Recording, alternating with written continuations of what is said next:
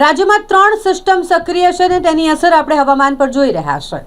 વહેલી સવારથી જ વાદળછાયું વાતાવરણ ન ફક્ત વડોદરા શહેરમાં પરંતુ આસપાસના વિસ્તારોમાં અને ગુજરાતના ઘણા બધા જિલ્લાઓમાં પણ છે।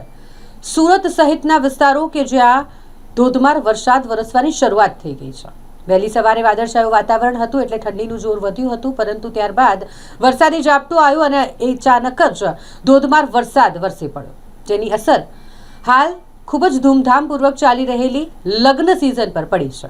કારણ કે ખુલ્લા પાર્ટી પ્લોટ અને લગ્ન પ્રસંગના વેન્યુ પર બાંધવામાં આવેલા લગ્ન મંડપો આ ધોધમાર વરસાદને કારણે પલળી ગયા છે। આમ તો ફેબ્રુઆરીમાં જે માવઠું થયું છે તેના કારણે અત્યારે ગુજરાતના લોકો 3 ઋતુનો અનુભવ કરી રહ્યા છે।